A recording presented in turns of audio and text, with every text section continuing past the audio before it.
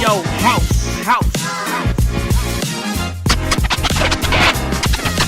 Ain't no stopping this podcast from dropping. We here to get that work. Welcome, ladies and gentlemen, to In Your House, and of course, I am your director, Hollywood House, and you guys already know them vibes. When we slide on through, we here to give you that work when it comes to this professional wrestling business, and you know that we give it to you so well because when we do, we give it to you when we are on the road. Maybe y'all are on the plane. Maybe y'all are just waiting on your match. Maybe you are making towns. Maybe you need to pop us in your ears and let us give you that work when it comes to this professional wrestling business. And guys, we are back. And no, don't adjust the podcast or anything like that. I understand that this is not Tuesday. No, this is Sunday. But we're giving you a little bit of Sunday work. You know why? Because we wanted to. All right, that's why. So don't ask questions. Just go ahead and take this work. All right, I ain't going to accept none of the questions, none of the talk back, none of the pushback. We ain't taking none of it. You guys going to take this extra content and you're going to like it, okay? And you already know the Big Stepper is here back at In Your House. And guys, I got the whole gang with me. But before I go ahead and get to that, I got to get to this. And that's thank you, guys. Thank you so much for making us a 5-star podcast on Apple Podcasts. It is truly appreciated. And thank you, guys. Thank you. We've got a lot of big things coming up here down the line, guys. We got some big guests that's going to be coming down. We're going to talk about that a little bit later. And we're going to talk about that. We got to give you guys a cliffhanger, all right? Just a cliffhanger. Make you stay. You guys going to stay with us. You guys gonna rock with us on this Sunday. We are here on Twitch. We are here on the YouTubes, as the young folks say. And we are here giving you that work on Apple Podcasts and, of course, Spotify. All right. I done talked. I love to talk. You guys know that. But now I gotta share the stage a little bit. I know I gotta sit up here and let these motherfuckers come here and outstage me. And that is, of course, my great team here at In Your House. That is the co-host here and, of course, the producer of the video content. That is Hypocrisy Jones. How is it going, bro? Yo, one of the biggest motherfuckers in the room. Maybe not, like, physically, but, like, my ego says so, bro. So, like, I'm in here. We are in here. We are in here with friends, man. And not just friends, man. This is a whole fucking team, right? Yes. Because In Your House is not just one person. It's a whole fucking team, bro. That brings you this work. So when we talk about giving you that work, you see it right here. You know, of course, my homie Hollywood House with that great introduction. Me being Hypocrisy Jones, the hypocritical one. And yo, let me introduce you to, you know, not new people in the household. Y'all should know them, but first I'm going to introduce the voice, Joshua Kuhn, and the Messiah himself, Juice Incredible, bro.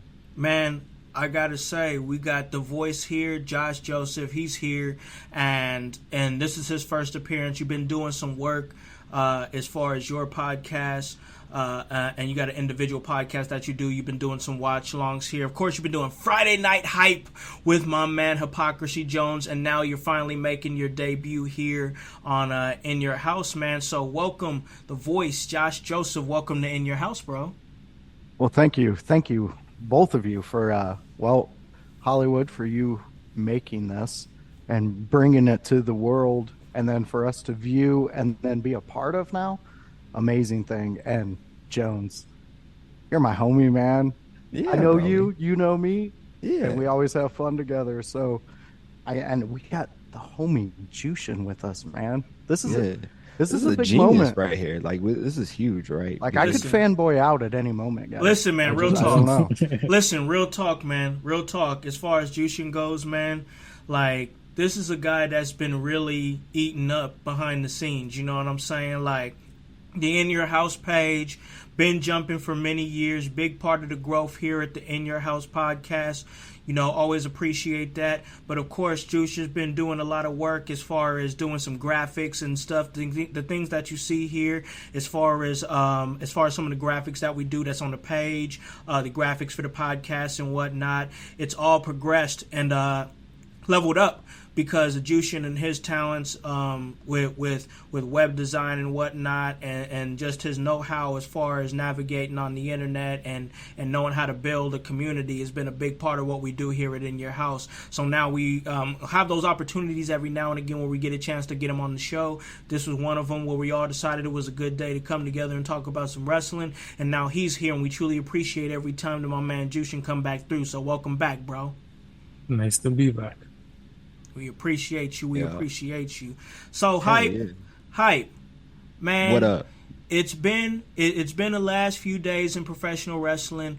I know that you got some big things in the works, some big opportunities coming here down the line, and we're definitely going to get to that because I want to highlight those things. You know, One thing is that you guys, seriously, we're doing big things here, and this team is a team that's trying to put together something special for y'all, something special to really grow the community and whatnot, and also do well and do things in professional wrestling like we aspire to do. And that's why the Household Productions label is becoming more prominent and whatnot, the services that we offer, and we're definitely going to go over that. We're going to talk about that, but generally we just wanted to get together and discuss some professional wrestling.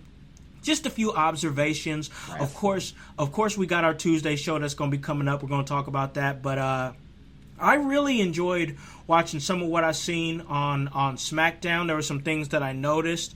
It wasn't a banger show. I won't say that. It was just another one of those shows where it's like we got to get through it. We got to get to the next week because once again, as I've said many weeks on this show, it's a lull period for WWE. Where we still got a little bit until Survivor Series. So now this is where we're like, all right, we're going to try to give you what we can give you, maybe try to push some guys up and give them opportunities that maybe they hadn't had before. And we're kind of seeing that now with somebody by the name of L.A. Knight. Yeah. And we're really seeing him work his way up through the card. Now, I know earlier in the week, some of the sheets and whatnot, some of the wrestling news, what the little scuttlebutt was that LA Knight had re-signed a new deal for 5 years with the WWE, which locks him in for obviously the next 5 years as a WWE superstar. And really great time for him. Let's just say, okay, I'm just going to say this. Perfect timing for that guy's contract negotiations. That's for damn sure. I mean, the beautiful timing for him because he's over in a time where his contract expired and it's like, hey, we got to lock this guy in. We got something here, and they do. And and on Friday Night SmackDown, I feel like we saw we saw little things, little inklings here and there that they're going to now filter in LA Knight more prominently into Friday Night SmackDown. He's had big victories in the last few weeks, as we talked about the last week. We talked about some of the big victories that he's been picking up. Voice, I'm going to come to you first, man, as the real first timer here on the show. What are your thoughts on the progression, the evolution, the LA Knight effect that's going down on the WWE universe?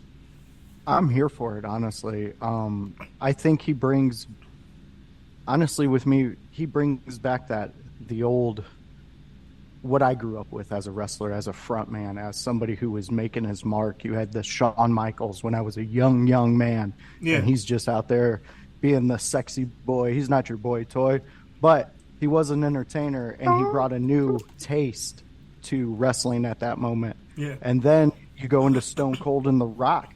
Both those men brought in their taste. I mean, honestly, have you guys sat back and watched when Rocky Maivia started? Did you think that guy was going to go to what he did? No, but they changed directions at that time, and they built him to what he was. LA Knight's the same thing. We've seen him in the past doing things. Reigns. Sorry. There you go. I mean, come on. You gotta understand that every time wrestling comes around and you start getting more fire to it and fans start coming in, they start teasing things and giving you a little glimpse here and there, and then all of a sudden that star catches.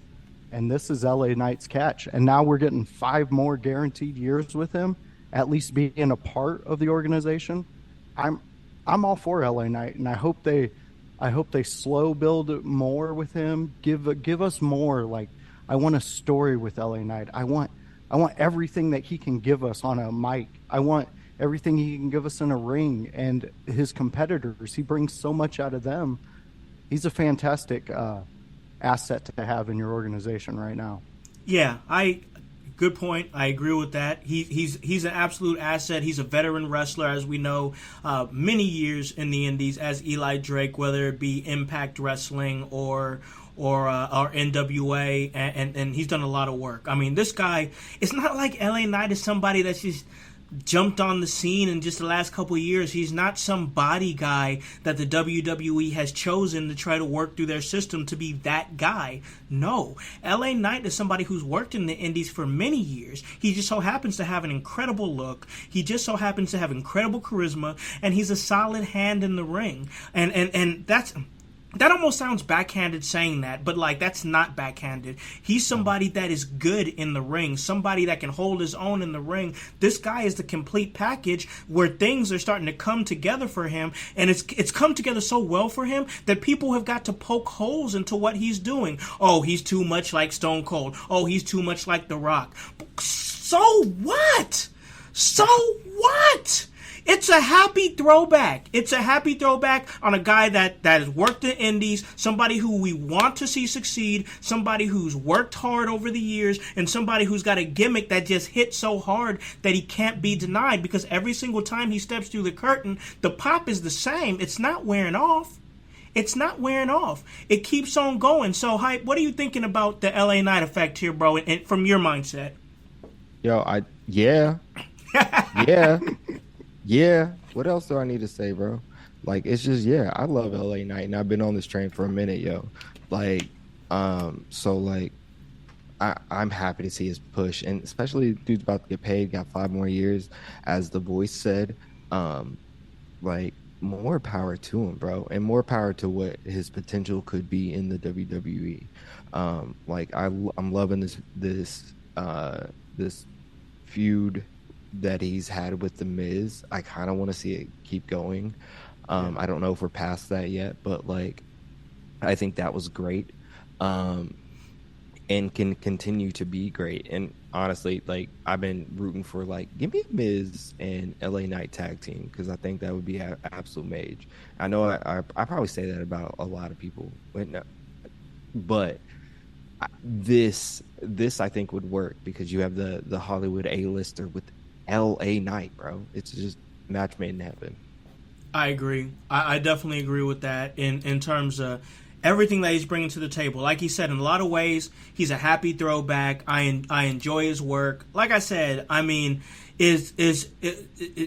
how long is the LA Knight effect going to keep its effect? That's the question there. But right now, I don't think that that's something that we should zero in on, because as right now, it's consistent. And I think somebody like LA Knight, when he first started getting opportunities to not be, that Max Dupree guy, which even when he did the Max Dupree thing, he owned it. Like, he owned it as best he could, even though that was something that he really didn't want to do. And then he finally got that chance to be LA Knight, and of course had now we'll always remember LA Knight in this feud with Bray Wyatt. Rest in peace to Bray. And we'll always remember that, because it kind of feels like that's where the surge began for LA Knight. Like, when him and Bray were promoing off, and it seemed like that feud that was kind of designed to get Bray Wyatt back moving and back going again, and get his momentum again, in turn ended up being a feud that ended up getting LA Knight over. So now we're at that stage. We're here now with LA Knight. He's got a lot of big things brewing for him. Juice, LA Knight, what are you thinking, man? Are you with the train? Are you on board here? What are you thinking about the LA Knight effect? For the next 2 years of his contract, sure. And I say that because Roman is too hot. LA Knight is not going to be the top of the company anytime soon, other than maybe merch sales. And he is basically the WWE Universe Mandela effect, because we've seen this time and time again. Wrestler gets hot, crowd loves them, and they go absolutely nowhere. 5-year deal is not enough for him to become the world champion and become the face of the company. And No, he's an older guy. Guys like Austin He Theory is. can replace him immediately. Yeah. Austin Theory is the guy people should be focusing on, but the WWE messed up. And I will give LA Knight this. I forgot he was Max Dupree. That's You good. forget about that character. That's a good that thing. is good. So, But they bungled his character so much that all he has right now is a catchphrase. That's all he is a catchphrase. so Yeah.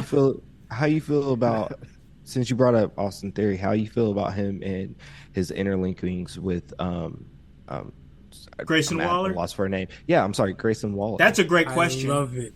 I love it. We'll talk about I that. don't. When I watch SmackDown, I usually watch it on mute. But when I looked up and saw they were together, I unmuted my TV. Wow. So then you can't tell me that they're not also pushing guys like Austin Theory, right? Yeah, they are. But LA Knight surpassed Austin Theory, and Austin Theory has been in the company far longer. So I think let me hop in on that.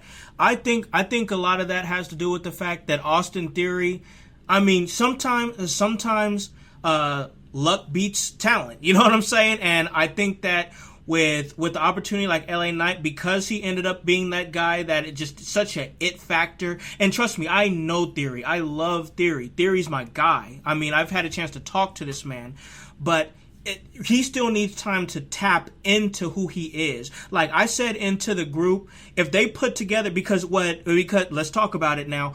From my point of view, I'm seeing a potential stable, and that's been the wave here with wrestling is stables. And I would love to see The Miz take Grayson Waller and Theory under his wing and be this trio stable that Austin Theory can learn his charisma from guys like Grayson Waller, from guys like The Miz, and find how he's going to speak, how he's going to deliver. Because I think with Austin Theory, incredible athlete, lightweight, one of the best wrestlers in the company. I mean, the guy puts on smooth matches every single time that he goes out there, but people Let me just say this don't. real quick about that. Go ahead. It could be the He talk show has the guild. potential to be the next Will Ospreay if he gets his shit together. I think so too. He, as far as his, and people will say, "Oh, that's a hot take." Let me explain to you why I agree with that. And the reason I agree with that is because Austin Theory wrestles at the level of somebody like a Will Ospreay. Like those two would have an incredible match with each other, as opposed to what they can do in ring, as opposed to what they can do bell to bell, and how long they can last. I think Austin Theory is very underrated on being like one of those cardio guys that could last long in a match, much like how I was describing Gunther, much like how I was describing Gable, a cardiac hound, somebody who can go 20, 30 minutes. That's why I would love to see, and we'll talk about this, but we're talking about Theory right now. I would love to see Gunther and Gable in an Iron Man match, but we can talk about that. But as far as Theory goes, he's somebody that still needs to grow into a character, and I feel like that. Look at somebody like Finn Balor, look at somebody like Damian Priest, who are incredible professional wrestlers, but were just kind of floating around because nobody really truly cared about what they was doing. And then they came together with the Judgment Day, and now they care about the incredible wrestlers and what the incredible wrestlers are doing. I'm just saying, if you take somebody like Grayson Waller, who has this great natural charisma and ability, put him with somebody like The Miz, who's at a stage in his career where he's already given back. This dude didn't win one match this whole year. One match this whole year, and he's still more relevant than half the freaking card. It's just facts. It's just facts. So how can we get Austin Theory in a way that we care about him in a meaningful way like we do The Miz? You put him under that learning tree and you let Miz show him how. Because literally, I feel like that's the only thing missing from Austin Theory is why. Why do we care? Now, I don't think any of those guys want to go Miz's route. I'm to not getting saying over, because I'm man, not that was a saying that. long road, right? It was But, a long road, but they it was can a learn long- from him. But yeah, The absolutely, Miz they has could a learn from comfortable him. life. He's become the ultimate wrestler. He can just cruise on life right now. He can. He can. Not Hype, you had wrong. a thought? He has Mrs. Is and always will be one of my favorite wrestlers ever, just because of his grind and his work ethic. Because I think it's second to none. And the idea of seeing a faction, him leading a faction, I think is pretty good now, because he is in a more authoritative state, right? And like you could learn from his learning tree. And I don't know that if you want to form a talk show guild with him and Grayson Waller and Austin Theory, dude, I like it. I like it, bro. I do too. What do you think, boys? Voice. I totally agree with what you're saying. The reason why I think LA Knight got pushed further than Austin Theory, and what Jushin was talking about, is because LA Knight brings you a personality. He brings you more and an adaptability. And I'm not saying Austin Theory's not. He doesn't have a personality, but he needs more of that, because like Jones was saying, I'm sitting here and I'm wanting to buy into him. I really am. I'm wanting to be a fan. I want to support him, but it's like, I've seen that guy. I went to school with that guy. And it's just like, okay, you can go in the ring, and that's a big part of this. But the other part is, give me something. Give me something. You're saying he needs a character, and by Yes, all Yes, means, exactly. there we are. Thank you, Jushin. by There we all are. means, he had the perfect character in NXT when he was an airhead. But when you get him in the ring, he would kick your ass, and that was Okay. perfect. And then they just erased all of that. I don't think they erased it. And you got to remember, there's layers to this shit, right? Like, I think he played that character in the family, in the Gargano family, very, very well. And but now, like, for a while now, it is overdone. He's been this cocky, arrogant, just douchebag, right? And I think there has to be more than that. There's reasons why, on the flip side, we love MJF for being a cocky, arrogant douchebag, right? Because MJF is also cartoony, though. yes, Exactly. because he's added those extra elements to that. Austin Theory hasn't figured out yet how to add those extra theatrics. layers. Those He- theatrics. He's going off of without coming Vince, across like dumb, I think. But Vince made him he made him a wrestling fuckboy. That was the character he put out there with Austin Theory, and that's what we had to buy into. And and by all means, Austin Theory can go. He can do it, but he needs go back to being the NXT dude. Go back to or get with Miz and figure out something, because when Miz came, this wasn't the Miz we had. No, So it wasn't. We saw the listen. growth. Yeah. Listen, so Vince I don't think Vince has ever physically, he may have, I don't know his things, but like, I don't think he's ever went out there and put his hand directly up another wrestler's ass, right? And told them what to do and say. They do have scripts and shit, but at the same time, you can tweak your shit. Mm-hmm. You can make it more of your own. There are ways even to change something to your flavor, even if it's written out to you. Actors do this all the time. Yes, they do. But in this business, though, and this is no actual, like, I think Vince McMahon's a god, but when God says, hey, why don't you start doing things this way? They listen, because he's going to sign your check. Yeah, I So think I you really have to think listen. on Vince- TV. Yeah, I think Vince really had a bigger hand than what you're thinking with Austin Theory's character. I'm not saying he doesn't have a hand. He does have a hand, but also in the time that it was a weird time with Vince True. around, True. with Austin Theory, because I think we saw the onset dementia starting and all other sorts of things, right? So like, I mean, I'll give you some. Yeah, Vince he was had to attracted to listen to Theory. Vince, but at the same time, Theory now has had the opportunity to grow and change from these things. He Yes. has Triple H in his ear. Yes. The same guy that he was doing the airhead gimmick in NXT for, So You're right. So You're right. I he should give him more has- of a chance. yeah, Yeah. there is an element of, all right, what are you going to do with your moment, right? Because you're out there, right? So Jushin says something. And he said that that Vince was attracted to Theory, and that's He why he might be. pushed him so hard. I don't think that's completely a lie. Vince has always had those guys that he's like Big not meaty men. yeah, like he has. There's a certain look that they have that he likes, that when he sees them, and I'm not implying nothing as far as Vince and what he like in the sack. I'm not implying nothing. I'm just saying that Ain't kink shaming neither. no kink shaming, none of that. But I'm just saying looks at them and he's like, hey, I like that look. I like. You are cut in a way that I'm like, I would love to push you. I would love to make you like a face of my brand just based on how you look. And I think we've seen guys like that, like Randy Orton. Randy Orton was another guy that was just cut and made. Finn Balor is another one that they've tried to go back to a whole lot. Shawn Michaels was another one. He was another one of those guys. And, Seth. And it's just a certain cut from a cloth that Vince likes. And he's like, I can make this work. And I think that's why Theory is one of the reasons why Theory is always going to get other chances, but the reason why, and you can see it, is because they've tried Theory doing different things, whether it be with The Way, whether it be now working with Grayson Waller, or whether it be his short time being one of Seth Rollins' disciples for as long as that lasted. They keep trying to do things with Theory until it works, until it hits. And I think that one of the problems is that they've cornerstoned him in being a champion, especially that United States champion. And it's like, okay, so like, you're the youngest United States champion.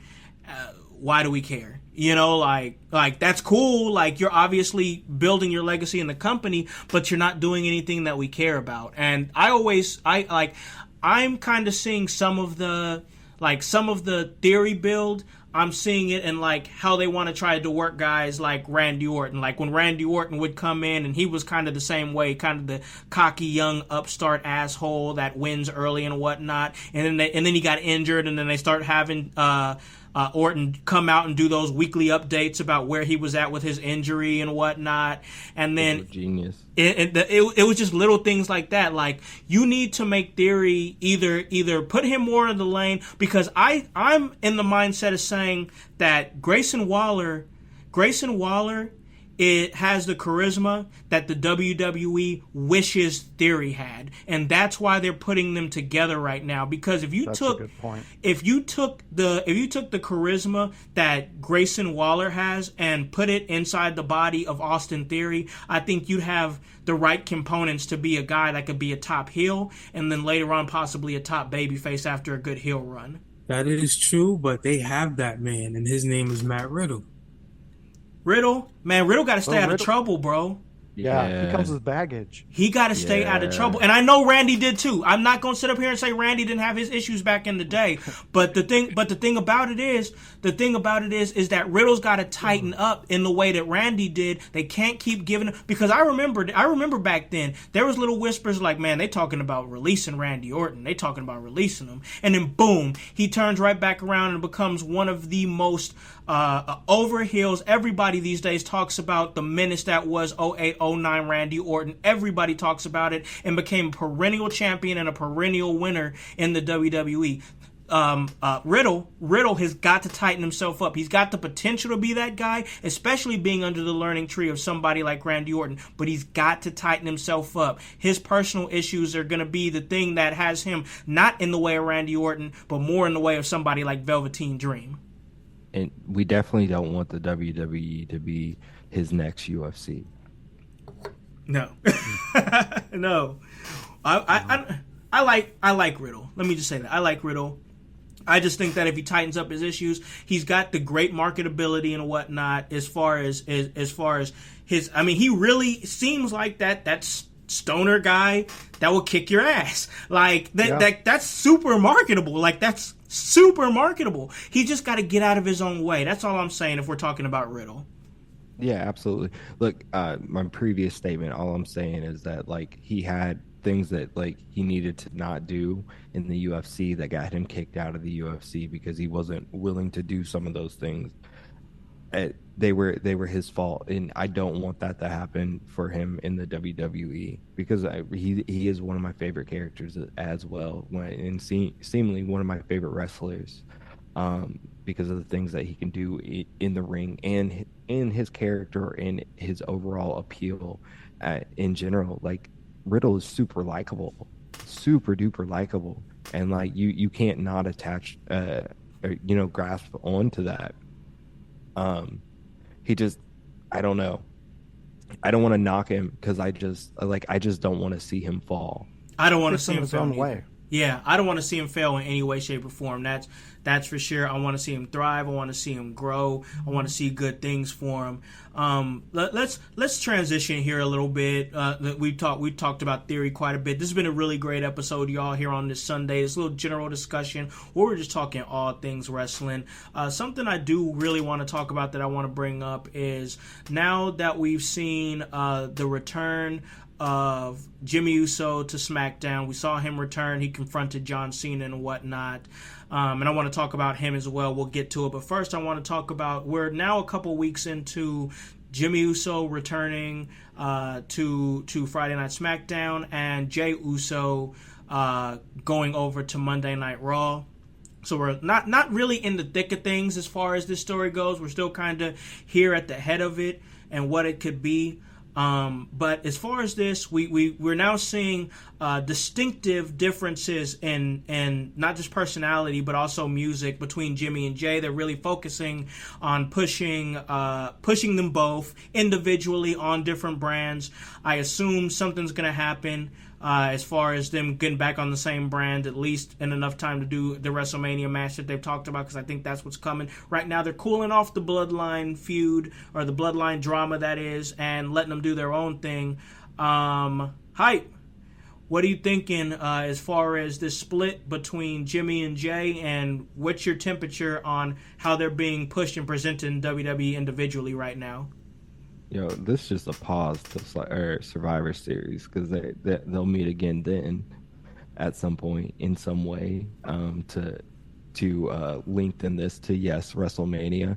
Hopefully that happens. I can't remember if I said this on the pod on Wednesday or on Tuesday, but Jey got hoed in his music. I don't know who let him do that, but that down since it's all me. Like, I don't know. Yeah, let's fix that. That ain't hitting for me. Like, it's not hitting for me at all. But I like the split. Jimmy really has a long road ahead of him, because in the story now we're telling he really wanted to be the right hand man, right? Yeah. At the end of the day. Yeah. And now he has to get up to the expectations that Jey made in being the right hand man, even though Jey doesn't want to have anything to do with this. So there's so many fucking layers to this, right? Like, and I love that. And that's hitting for me. And this long storytelling, I really grasp onto, because like I can dig that more than I can dig some of the week to week things. Like I really don't care about the Viking Raiders and the New Day with McIntyre and Riddle right now, because it's not anything. It's not leading to nothing. Yeah, at least it don't seem like it is. This is leading to something way more, and I don't know what it is, but I want to know. Yeah. It's something that you actually want to tap into and follow. And once again, I know I've said this on the last couple of weeks, but even Heyman has alluded to, it's not like that everybody involved in the Bloodline hasn't hinted that this thing could get drug out for a while. It was either Jimmy or Jey on a podcast and saying, their goal is to fight their brother at WrestleMania at some point. Paul Heyman himself even said, hey, we're only at the bottom of the third here with this Bloodline drama, So it's not like they're not telling you up front, like, hey, this is what we're doing. They're telling you if you're paying attention, but it's going to be a slow build to get there. And everybody that is saying it's moving slow and this and that, I get that. So even me, I'm like, I even caught myself, I'm like, man, the Bloodline feud ain't hitting like it was. But it's not hitting like it was because there's not so much more elements. We're simplifying it a little bit now because we have to. We got to drag it out until we get to moments where more significant things can happen. Because you can't sit up there and just pop everybody by having Sammy pick the bloodline over Kevin Owens like he did at a Survivor Series, the War Games, and then that happens, and then Sami Zayn finally turns on Roman Reigns. That's a big pop situation, which leads to a huge pop situation with Montreal and the Elimination Chamber and whatnot. So there's been different wrinkles, but now that it's just them, it's just kind of sliding along right now. I am curious about the element of LA Knight and Paul Heyman's interaction with him. I am curious about what is Jimmy angling toward. I didn't even think about the fact that he screwed over Jay so that way he can get in good with Roman Reigns and be groomed to be the next tribal chief. See, there's a little sibling rivalry in that situation there. I mean, a lot of things that we can throw in there as far as this bloodline drama. Voice, where are you at with it as far as the split with Jimmy and Jay and everything going on with the bloodline? My only question for this, because at first I'll tell you this. I'll be honest, I was not into the bloodline storyline when it first started. I thought, oh great, here we go. They're just going to give Roman the belt. It's never going to change. Blah blah blah. But then they hooked me. With so many different elements, and then I got into it. So to me, with Heyman saying that this is the bottom of the third, and then they split, I really could see if they're going to do a traditional Survivor Series match, I could see both of them leading a team, going in there, and then you can play even more in the storyline because one brother gets the victory, the other one goes down, the other one feels, oh, like I can't do it, whether they be Jimmy or Jay, whether it be Monday night or Friday night, SmackDown, Raw, you add to it, because then if Raw's side loses, then all the Raw guys can go against who, is Jimmy's on Raw? Jay's on Raw, Jimmy's on SmackDown. Jay's on Raw. So all the ones who were on Jay's team, they're pissed at him. So Jay's got to prove himself even more. We ain't even hitting on the big thing right now, right? Like I love Jimmy and Jay in the Bloodline saga, but who does SmackDown get? Now, look, I miss SmackDown. I have not went back and rewatched. So if they covered this, I may be like hitting on something else or something. I didn't hear anything about it. Who did SmackDown get in this trade? There was no trade. He quit. No. On Raw, they said that because Raw got Jay, SmackDown would be gaining trade compensation. Yes. So, I'm just waiting. I'm waiting because I know this is Cody Rhodes, and I'm waiting for them to announce Cody. this. Oh, but I think that's the biggest part of this, right? And who's hitting on that right now? But see, here's the thing, though. Why was it Cody that went on the talk show on Payback, the Grayson Waller effect? Why was it him that came back to present Jay was coming to Monday Night Raw? Why him? We all know that Cody is a politician. Cody's been an EVP, as Michael Cole had alluded to on commentary. And so he's kind of politicking, and that's what we're seeing. We're seeing Cody the politician come through as he's kind of working some deals in his favor, so that way he can get his opportunity to finish this story. That's what I see, man. That's how I see this, man. And I love how the layers of this story, they pull other wrestlers in. It's not just the bloodline, man. We are watching what has the evolution and de-evolution of the bloodline, and possibly re-evolution of the bloodline, along with building other people's stories. Yeah. On top of this, the things they did for Sammy and KO, I think were great. Now, where they go from now here, I don't know, and I'm kind of confused. But I'm waiting to see what happens, right? But you look at Cody right now, oh man, I love this, and I love this story. And I think ultimately we're gonna get what we wanted. Maybe not in the way that we wanted, but what we wanted. We're gonna get there. I think to bounce off of what Voice was talking about a little bit, I would like to see. This is just me. I would like to see for Survivor Series they do and then we know the draft don't mean nothing, but just for brand purposes or whatever, let's do a Team Raw versus Team SmackDown, a War Games match for brand supremacy. Let's just say that brand supremacy. They could throw out any buzzword they want to, and people will buy into it. So just say we're doing it for brand supremacy, and then you just happen to have Jay. He qualifies for Team Raw, and Jimmy qualifies for Team SmackDown, and then like. This is something that we've talked about. Like, we're talking about brand supremacy. This is what it's all about. But then floating under the radar quietly is the fact that, hey, Jimmy is on Team SmackDown. Hey, Jay's on Team Raw. They've been away from each other. This is about to be the first time they face off against each other since Jay quit Raw.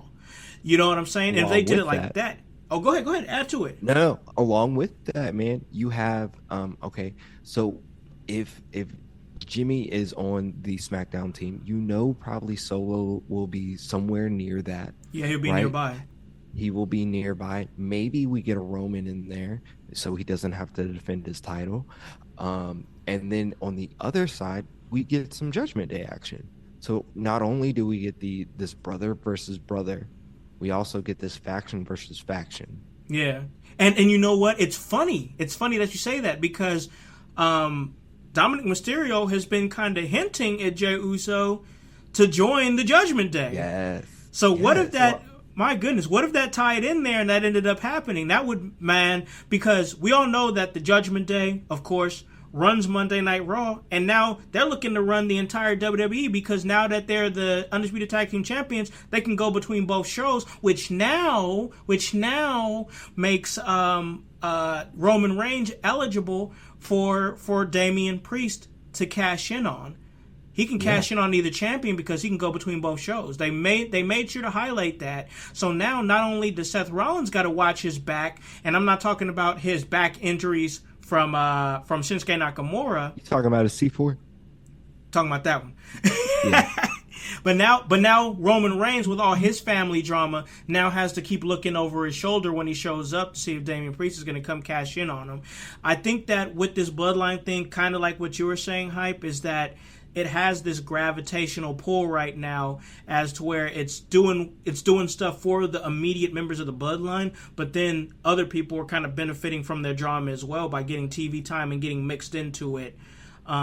So I think it's good stuff. And even AJ Styles is getting into it with his own faction because they try to tell him, Carl Anderson and Doc Gallows tried to tell him, don't get involved in the bloodline drama. And what did AJ Styles do? Got involved in the bloodline drama. So it's like a gravitational pull that's going on with the bloodline to where even though everybody has these different things going on, somehow, some way, every other segment it still ties back to the bloodline. Yeah. I would like to piggyback off one comment you said, Jones. What's that? And that was during the Survivor Series match. You alluded to the bloodline and also Judgment Day being there. So let's say Solo's not in the match, but he's the enforcer on the outside. Okay. And let's just say you have Rhea as an enforcer on the outside.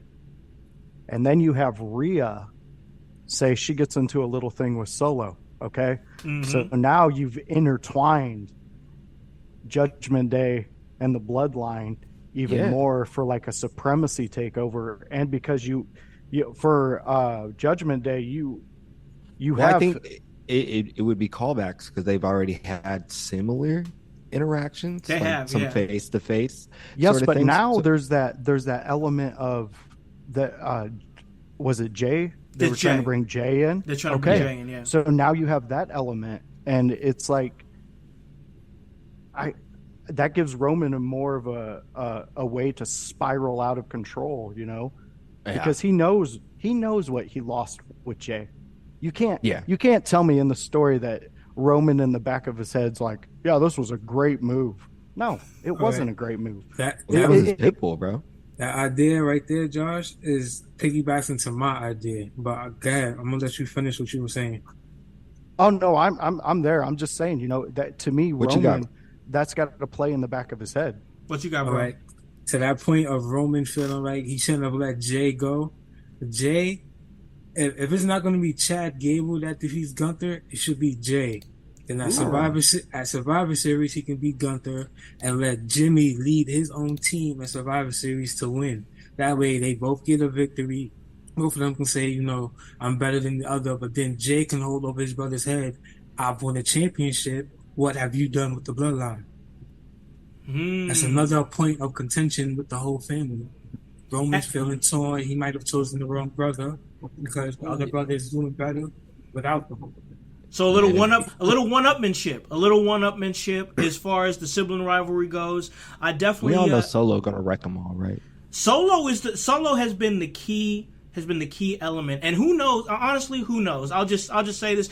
I'll put this on top of this. It's probably not going to happen, but with the rate that this storyline is going, and the way that Samoans love to fast track their children into the business, we could possibly somehow see Zilla Fatu get involved in the bloodline drama at some point. That would be an interesting wrinkle as well.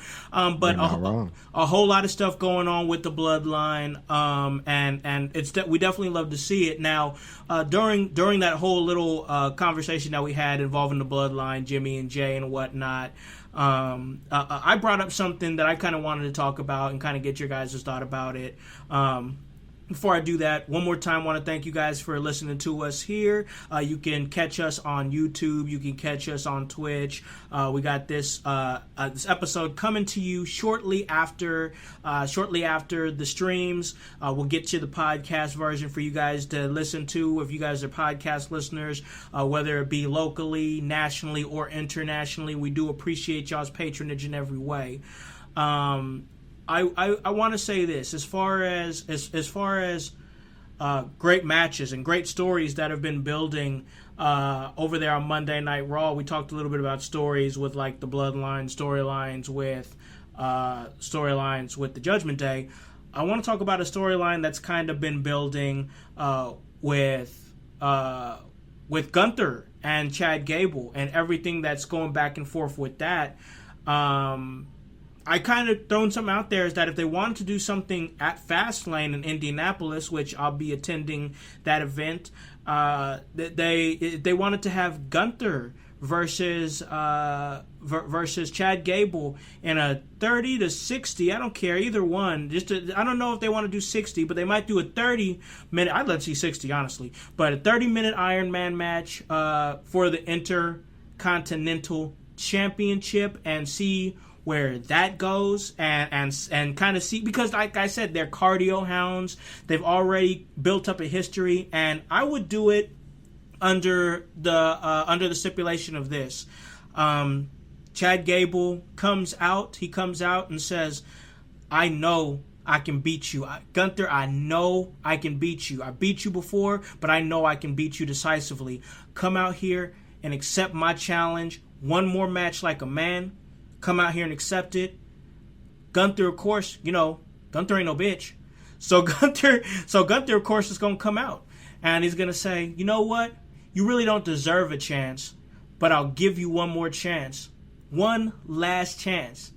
But if you can't beat me, if you fail this time, you will never get another shot at the Intercontinental Championship as long as I am champion. And Gable has to accept on those terms, or else he's not going to get an opportunity. And of course, we up the ante and we make it an Iron Man match, and that would be the perfect opportunity. Not only do you create a moment for Chad Gable, you create a moment for Fastlane there in Indianapolis. Everybody's going to be firmly behind Chad Gable because of the way that Chad Gable's been built into a top babyface. And Gunther, who already has the record, he is now the longest reigning Intercontinental Champion, undisputed, longest reigning, no question on that. He got it. Now you can kind of move on from the Intercontinental Champion on him. Everybody, I think, for the most part, is in the agreement that Chad Gable would be a great next Intercontinental Champion. And yes, and Gunther can move on to what he's going to do next. Voice, what are you thinking about the potential of an Iron Man match, 30, 60 minutes? What would you like to see between Gunther and Chad Gable for the Intercontinental Championship? Well, sign me up for that one. I'm a sucker for any Iron Man match. I will say this, though, when when I seen that this match was not a part of the last pay-per-view, I was disappointed. But after finding out that there's a chance for this Fastlane Iron Man match and everything, I don't care about my disappointments because I want to see it. I want to see these two because the two that they're putting in there, Gunther and Gable, you're gonna get everything that they can put into a match, and it's gonna be brute, just beats, hits, and it's gonna be a well-balanced ballet because these two know their craft. These two are the peak of professionalism when it comes to being in a ring, and they're the ones who want to make every fan, everybody who tunes in, everybody who bought a ticket, hear every hit that they give each other. So I'm really excited for this. Sorry to butt in, but it will be the Chris Benoit versus Kurt Angle of the new generation. Ooh, I like that. Don't ever apologize for a take like that, man. I like that. That's good. Nah, Juice, you got to jump in, bro. Hype, where are you at? Because you just made that huge take. Of course, I would love to get more of what Juice is thinking. Hype, where are you at right now? Especially after that take right there. Ooh, after that take, that take is pretty spicy, honestly.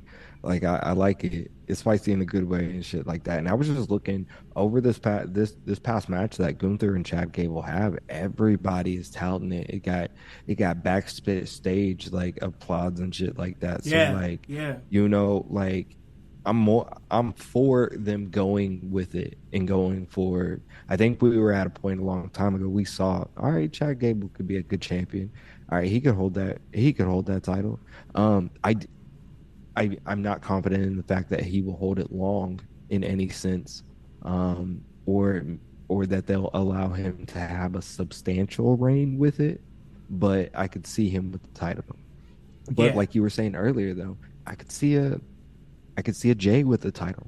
I could honestly see a Jimmy with the title, and to keep it on honestly the same level that Gunther has placed it on. So yeah. To me, it's all about whoever is going to be champion after Gunther. He's got to hit in some kind of way. I'm not saying that he has a title reign anywhere similar to Gunther, but it's got to be like kind of meaningful. Just because like we're off of like a once in a lifetime intercontinental championship reign. I mean, literally until somebody can come through and beat that, and I don't know when that's gonna be. I mean, Gunther has cemented himself like firmly as one of the guys in WWE that not only they trust, but they're gonna do a whole lot with him moving forward. I mean, that kind of cemented that for me. Right. So equal flip. Look at what they did in AEW. Sorry, do this. Yeah, they should do this. Have the Iron Man match. Let Gunther get the first fall to prove that he's always the dominant one when it comes to getting the first fall. But let Chad Gable win. You pay the story off. Immediately after that, well, not immediately, but like a few weeks after that, maybe even that Survivor Series, let Jay beat Gable. That way, the championship continues to mean something. I'm not against that. I'm not against that. I'm not mad at that at all. But also, if you flip it, look at what AEW did with the international championship with Orange. Yes. Right? Yes. He had a historic title reign for that company, for that belt. Yep. For himself. And for himself. Yeah. Yep, absolutely. And they didn't pass it on to another up and comer. They, gave it to one of their top guys. Yeah, they put it on Moxley. So whoever beats Moxley for it can have a similar run to Orange. I could see that because it's got to be somebody that they're really believing in to take that international championship off of them. I love the build of the international probably championship. Probably going to be like a Yuta or the Ricky Starks, Daniel Bryan dynamic. Yeah. Yeah. Oh, yeah. Most definitely. Man, we're talking about some wrestling here. So much going on, so much that's going to be moving forward. And we talk a little bit about AEW. I know I wanted to talk about everything that's still going on with MJF. MJF still moving, still shaking, still the AEW World Heavyweight Championship. But hype, I want to go ahead and let you lead us into one because you normally do, man. Like I've been steering this thing. I'm about to go ahead and give you the wheel right now, throw it to you, and go ahead and kind of fast track us into the situation as far as what's going on with MJF and Samoa Joe. So honestly, like I said, I have missed some of this weekend's wrestling. So, pardon me if I am not aware, but I do know at All Out we had the infamous push and MJF reacting to that, which was a callback to NXT days. Yes. Which I love the dynamic of this feud, and then I do know from following last night that Samoa Joe won. At least his match in the tournament. Yeah, his eliminator match. Yeah. So he is going to keep going on. So we are going to build to MJF and Samoa Joe, and that's piggybacking off of man who will not be named. Are we though? Are we? Because there's also the story of Adam Cole and Roderick Strong, who is also part of the world title picture. So you think the Samoa Joe direction was the direction? I think right now AEW is giving Joe his respect for dealing with CM Punk.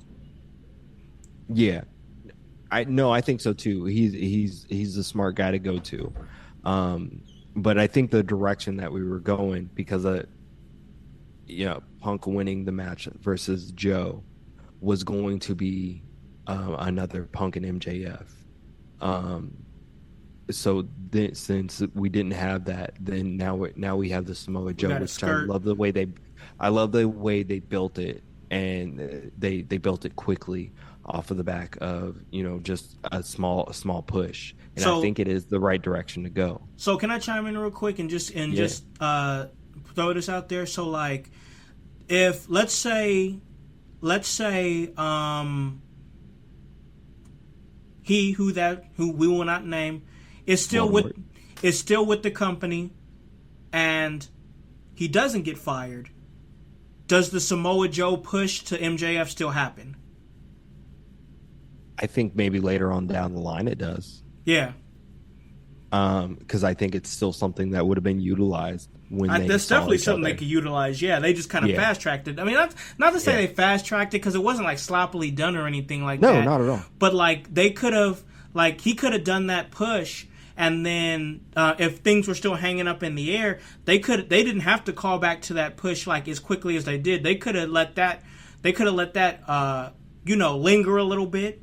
And then call back to it at another time, but they chose to do it when they did it and build this feud quicker than what it's coming. And then of course we have this eliminator. So I guess let me ask y'all this, and anybody who wants to chime in first, you can chime in. When do we get MJF and Samoa Joe? When is that happening for the title? Is it going to be at one of their weekly shows after next Wednesday?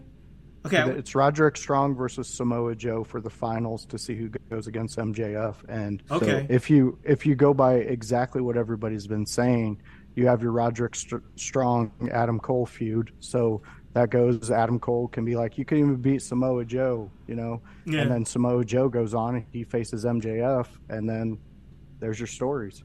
They've all matched up. To kind of go off of what Juice was saying, I think you kind of piggyback off of both stories themselves, and maybe you hold off on MJF and Samoa Joe actually touching, but flop this time. So then we have MJF actually going up against Roderick Strong, and then Adam Cole and Samoa Joe mini beefing off to the side too.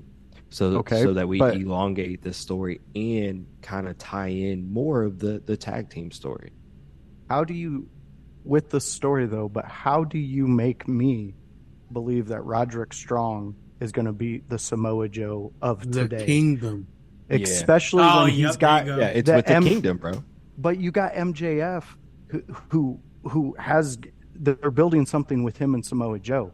Samoa Joe, his whole being in a ring is respect.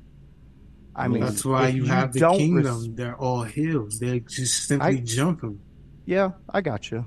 Yeah, But no, I guess I'm just buying too much into Samoa Joe. no, I that's not my bad. some- That's not to say that Samoa Joe isn't a dominant guy. Samoa Joe, I mean, if they wanted to pull the trigger on this Samoa Joe MJF thing, I do see Samoa Joe as a legitimate threat to MJF's championship reign in a one-on-one competition.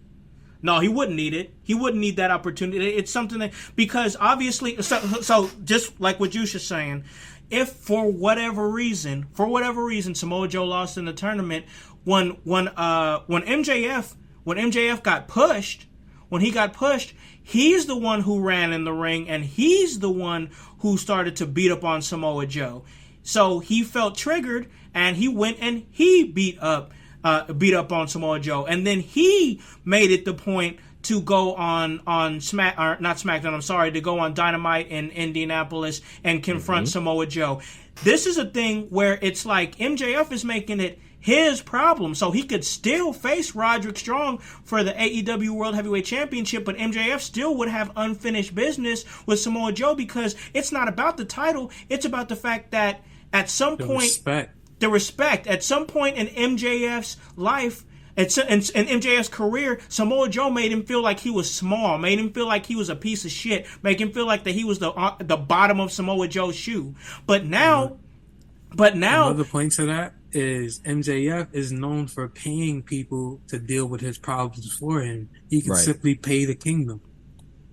He could pay Roddy. If he wanted to, but I'm not sure. Because I don't think the Kingdom messing with him right now, especially with everything going on with him and Roderick Strong. Him and Rod ain't friends, and he has been known to pay him off. But I also know that I'm not sure the lane with MJF, because right now they're pushing him heavily baby, and I think that his issue with Samoa Joe stems more from a mindset mentally where it's like, you made me feel small, so now I'm about to beat you. I'm the top guy here. I'm about to beat you. I'm about to do it my way, and I'm about to do it on my terms because you made me feel like I wasn't shit back in the day, and now you want to sit up here and disrespect me as the AEW champion, as the top guy in this company. You want to push me like I'm doing some security role, like I'm sitting over here doing extra work. Bro, no, I'm not sitting here doing extra work. I'm the guy right now. I got what you wish that you had. So you want to sit up here and push me, I'm going to beat you on my terms. And I think that's more the lane we can go with Samoa Joe and MJF. Go ahead, Hyde. I think Juice is right, though. I don't see MJF doing that. I see MJF using the Kingdom in his back pocket. Even if he's heel right now, he still always has the next play. The Devil's never done playing, bro. Oh, he's not. That's true. I was just presenting that if that's how they're presenting him, as far as like this guy that is like, I want to settle this on my own. Now, I know that MJF, he's going to get the job done however necessary. But I feel like in this one case, because it's more emotionally driven than anything else, he feels like he got a point to prove. That's the mindset I'm coming from as far as that goes. We got some great I just comments. want to take a moment, to shout out the chat. Yeah, go ahead, boys. Go ahead. Yeah, we got some great comments. Johnny Wicked, I don't think MJF versus Joe would have been done properly prior to now. But with the mutual history, brief as it may be, now the timing is great due to MJF's overall mic and in-ring maturity growing tremendously since the NXT push. Also, with Johnny Wicked, he says it's about that Joe chip on MJF's shoulder. Yeah, and I kind of agree with that one. Yeah. Did you want to take the last one, Jones? Sure. Yeah, we also have Montanez, 1998. He says that he would book Adam Cole versus Roddy, and have at Grand Slam, and have Kyle return to help Roddy. Ooh, that would be O'Reilly, huh? Kyle, it'll bring in Kyle O'Reilly, huh? So first off, before we dig into this, Johnny Wicked and Montanez 1998, thank you for following us, thank you for watching us, thank you for rolling with us. We appreciate it, and thank you for interacting. So they were talking a little bit about also, MJF and Joe. That's interesting. Go ahead.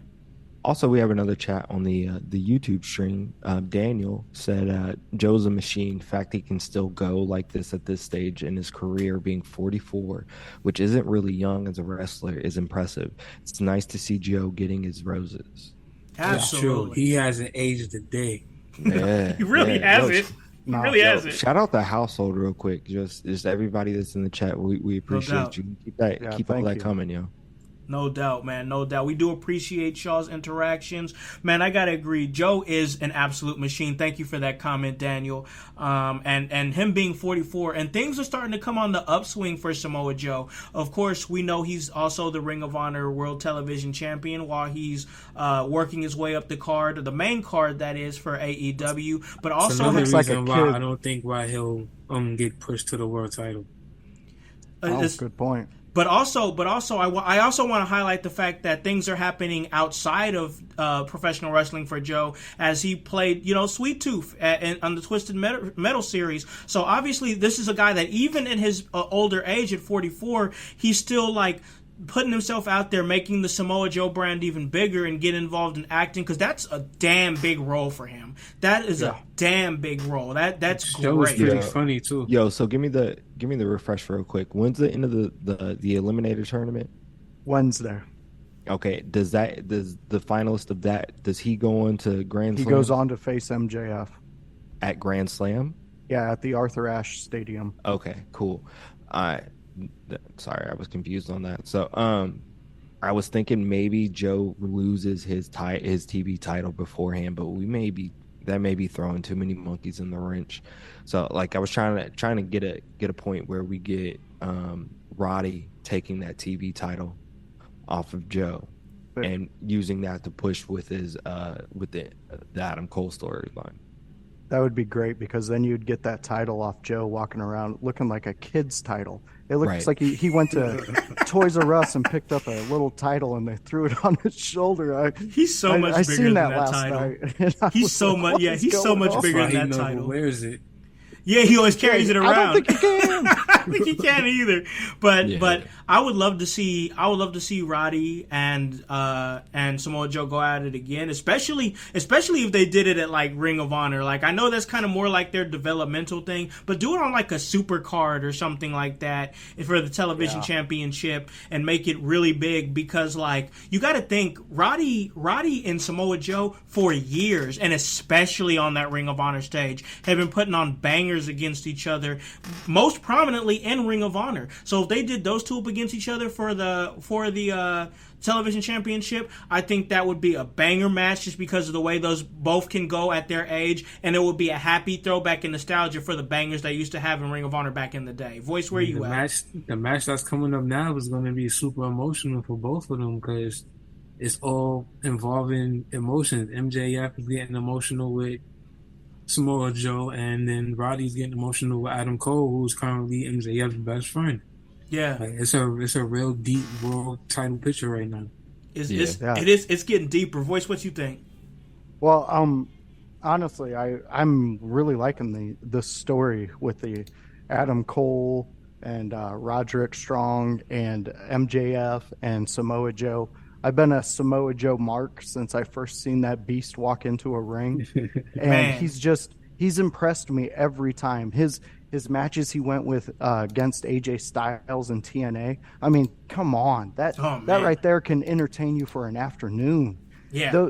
He's so great. And MJF, there you go. There you go, baby. There you go, man. And MJF, I'm a huge fan for him too. I mean, I remember a year ago, people were talking in different shows I was listening to on Twitch, and they're saying, "Oh, MJF, he doesn't even wrestle every week. He doesn't do this. He does." I'm like, dude, you guys are missing it. You're missing the masterpiece. You're missing the best part of him. Yeah. Yes. Like, him on a mic, that's an epic night right there. Just whatever he can come up with. So I'm in for this. Jushin, I had a question. Since I know you watched last night, and how she might have heard, what is this Dream pay-per-view that they're doing? It's New Japan versus AEW, essentially. Okay, so could you do the ROH title there with Joe and have him drop it there? Or... I don't see why probably could, but that's in October. Yeah, you're right. Oh, so it's a minute away. It's a little bit. What is it? Is that October 1st? Is it October 1st? Yeah, the first announced match is Daniel Bryan versus Zack Sabre Jr., which is an absolute dream match. Okay. I'm pulling it up here. So it's Wrestle Dream, an event that'll honor Antonio Inoki. I'm sorry, Inoki. And okay. So this is kind of a little crossover event then. Yeah. That'll be interesting. Where's I'm not seeing it here. Where's it going down at? Do they have a location? I don't think they announced it yet. Yeah, I haven't heard. I would like to. We'll definitely look into that. So I mean, that's going to be a great event. That should be an interesting event. And that's going to house many storylines. But I also do like the element of what we're seeing here at AEW in terms of this big. It's like I'm not saying it's like the Bloodline thing. It's not. It's its own little thing. But it seems like the situation with MJF and Adam Cole is kind of causing a gravitational pull that's pulling other people into their story, and now we're getting we have a reason to kind of care about Roderick Strong, because Roderick Strong seemed like the jealous girlfriend in this situation. It's an action drama versus a drama comedy. Yes. Yeah.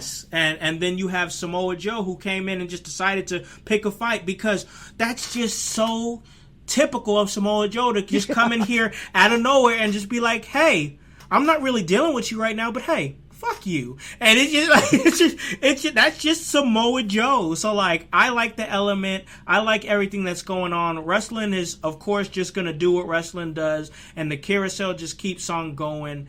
And it's fun. It's great. The Wrestle Dream AEW show will be October 1st, 2023 in Seattle, Washington. Oh, okay. And it's looking like it'll be Zack Sabre Jr. versus Bryan Danielson. Yes. Kind of alluded to that, and that's gonna be great. That's gonna be great. I love Zack Sabre Jr.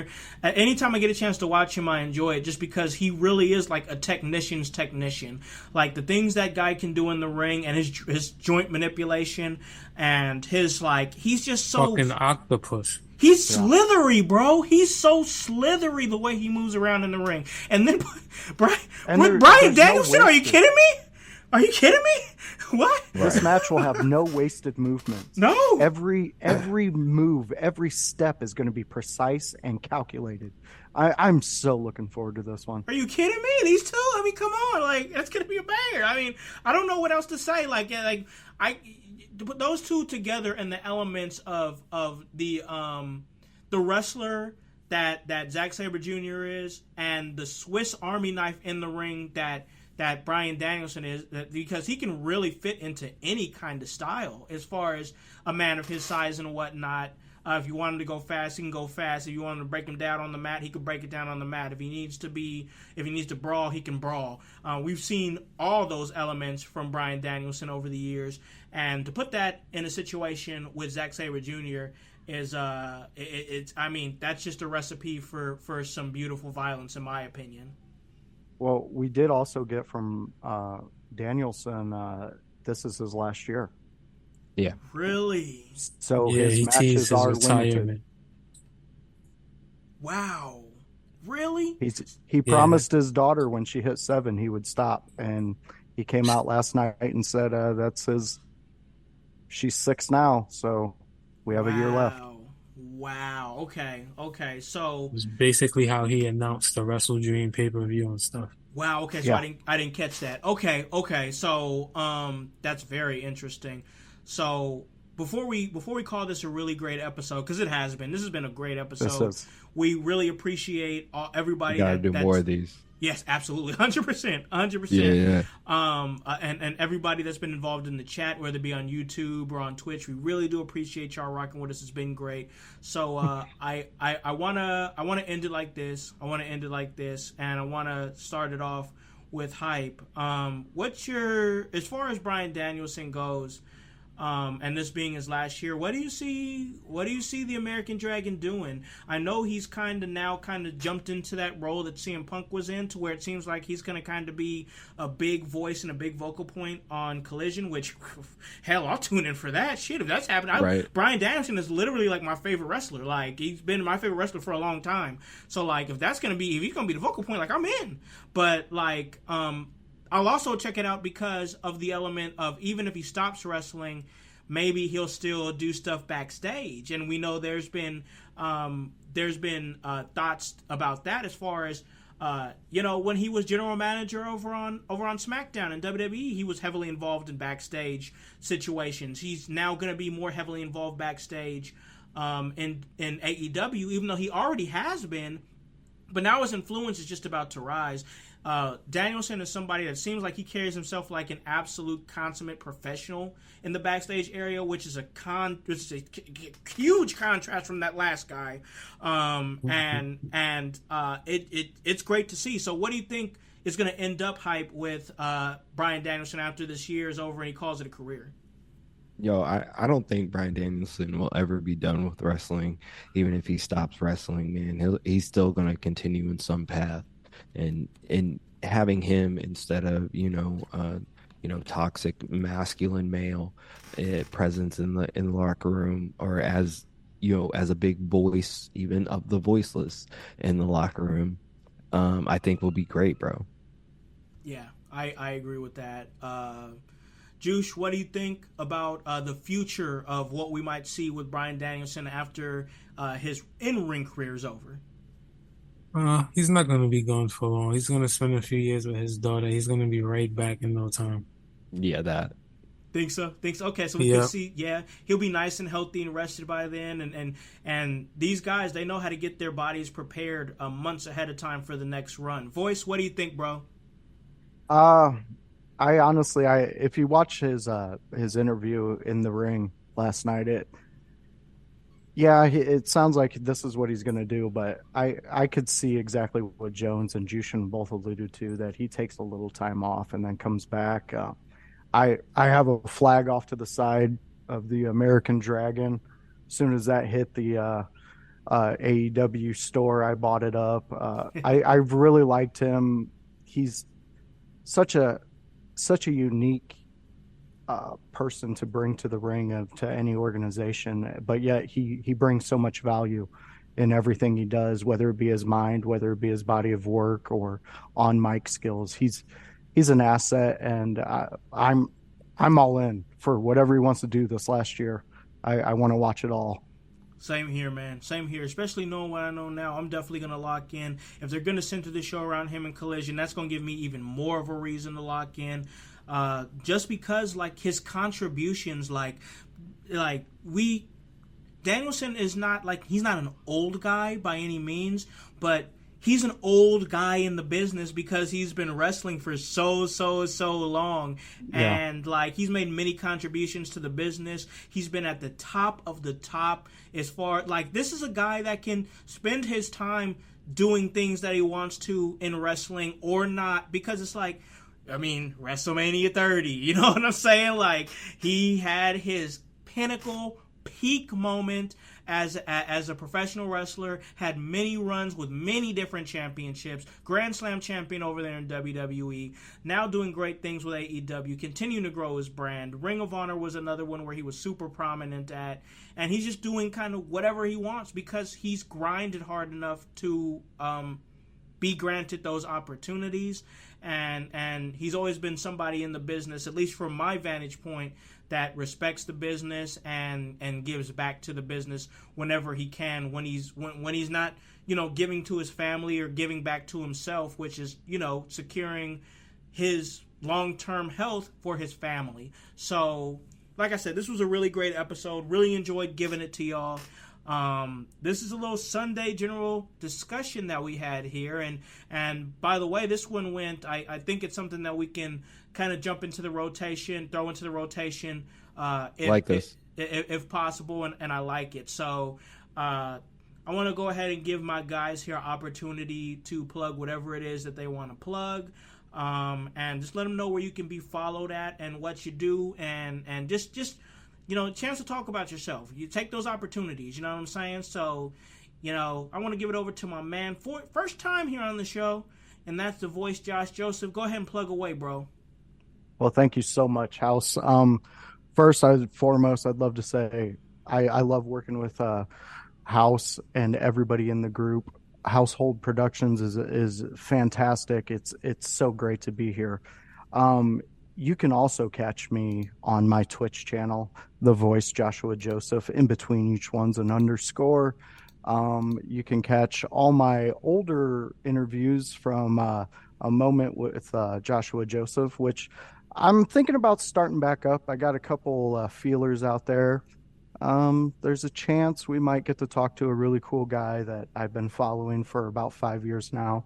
So, other than that, man, you can catch me on all the socials. And I just wanted to lastly say thank you all for being in the chat, giving us everything. And Johnny Wicked, thank you for that last comment you just put up there. Yeah, that came in a box, blind box. Didn't know it was coming in it, but I got me a Briscoe's flag, and I love it. I mean, you could see my studio. This is my passion. This is what I love to do. I love to be out there. I love to hyping up all the indie wrestlers, all these wrestlers. The production crew I work with, you guys. I love being a part of it. I love being in the chats during Tuesdays and just everything, man. So thank you all for allowing me to be a part of the household, man. Right on, bro. Right on, bro. We appreciate you being a part of it and everything that you're bringing to the table, man. So keep grinding, keep working, keep growing, and just keep learning. Cause there's gonna be opportunities in this business. It's out there, bro. It's just what you want to take. And I'm gonna go ahead and throw it over to my man over here of many, many, many years. That's my man Juice Incredible. Go ahead and plug anything that you got going on, the page, some of your graphic designs that you got going on. You've done many graphic designs for many different indie wrestlers. Go ahead and plug it that, bro. Go ahead and tell them all about you, bro. I don't got much to say, but I do want to say if you follow the Facebook page, send us more stars. Yes. Those help us a lot. Yes. Yes. Most definitely. Send those stars. Of course, once again, that's my man, Juice Incredible, social media manager there for the In Your House page. Yo, don't be designer. shy, Juice. Tell everybody about all your pages. Yeah, and I was everything. gonna say, yeah, throw it out there, bro. Well, I got my Dragon Ball page, Gene Sama, strictly Dragon Ball. I don't talk about any other anime except One Punch Man because they can kick the Dragon Ball Z universe's ass, no problem. And I have a little conspiracy page called Civilian Intelligence Organization. I just post a bunch of cool technologies and stuff, occasional conspiracy theories, and that's about it. I don't really like to talk about that stuff. Got you, bro. Well, of course, we love to have you come and talk about some professional wrestling, bro. And we definitely want you back on the show at some point. This isn't your first time, not gonna be your last time. We're definitely gonna bring you back, and that's gonna bring me to, of course, my co-host, my consistent co-host, and that is, of course, my man Hypocrisy Jones. Go ahead and plug anything that you want to plug away, and also we kind of got a little announcement here as far as a guest that we're gonna be having. I'm gonna go ahead and give that courtesy to my man Hype. So go ahead and plug away and let him know what's up, bro.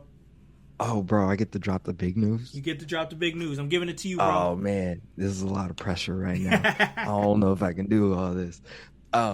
Yo, check it out. My name is Hypocrisy Jones. You can find me, everywhere at Hypocrisy Jones. Made it really easy for you, whether it's X or Twitter, whatever the fuck it's called, or on YouTube, on Facebook, or on whatever. You can find me there. But also, check me out on the Kokomo Press. It's at Kokomo at the Kokomo Press on YouTube. I do a lot of fun stuff there. We host a podcast there. We have a satire page on Facebook, so check out the Kokomo Press, bro.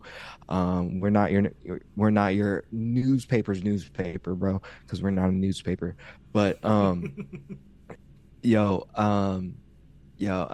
a lot of other things. Got a lot of other upcoming projects. Just did some things for an upcoming movie called Marawambies. That's gonna be fun.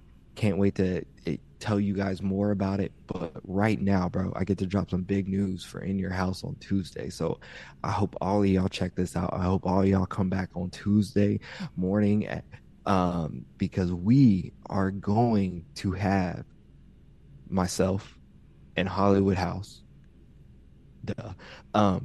along with the manager of champions, him and herself, Hoyo Del Mar, bro. Yes. Hoyo Del Mar is going to be right here on In Your House, bro, and that is huge. Shout out to Hoyo Del Mar. Shout out to also Pope and Pope's Point of View, who Hoyo is a co-host for. But yo, we are going to cut up with Poyo. We got some really big plans um for Poyo when they come on. I can't wait. Yo, now I'm gonna kick the house. It's gonna be big. It's gonna be big, man. It's gonna be big. Of course, that's NWA star, NWA manager, appeared on NWA on a regular basis, and also GCW as doing Effie's Big Gay Brunch, and that is Pollo Del Mar. Big Pollo is somebody who I've got a chance to work with through the podcast and whatnot, and get a chance to have formed a relationship with, and I got a chance to actually get some knowledge and be under the learning tree of Pollo Del Mar in person a few years ago when we were at a show together in Vegas. We were both working the show. We were both doing our manager thing, and it was a great opportunity to talk to Pollo and sit under that learning tree. Now Pollo is going to be coming to In Your House, and we've got some big things to talk about. Of course, Pollo was just on Busted Open Radio. Pollo doing great things for NWA. And Pollo is going to come and talk about the Pope's Point of View 200th episode that is going down this weekend. It's going to be a 2-week thing for 200. So 2 is the big number. Man, Pollo is going to come and talk about that. We're going to have some fun talking Pollo's career, and we're going to play a little bit of a game with Pollo. Pollo needs to come ready and prepared because we're going to introduce our new game, and that is, that's true, that might be true, and that's ridiculous. So basically, it's going to be a game where we're going to present a statement, and our guest, which this week is going to be Pollo Del Mar, has to tell us if that statement is true, it might be true, or it's ridiculous. And that's going to be a whole lot of fun. Guys, I really want to take this opportunity once again to thank you guys for being here in the chat, for my great co-host, for my great production team here. We got Hypocrisy Jones, we got the voice Josh Joseph and Juice Incredible here. Appreciate y'all coming through. Thank you so much for coming through. And on behalf of the entire Household Productions team and In Your House team, we want to thank y'all. We want to get this thing ramping and rolling again. We got some great big guests coming down the line. We got some great things going on, and it's all looking up from here. So, guys, as far as following me and everything that I do, you can follow me at The Hollywood House on IG. You can follow me at Hollywood House. That's on X or Twitter or whatever you want to call it, and also that's on Facebook, and also it's In Your House on all those social media platforms, and that's HOWSE, and the W stands for work. So guys, I really appreciate y'all coming through, and guys, until the next time we meet when we have Pollo Del Mar, I need y'all to hop on this bandwagon. Get on or get gone, because the household, we still going mighty strong. You guys have a great day and a great rest of your week. Peace.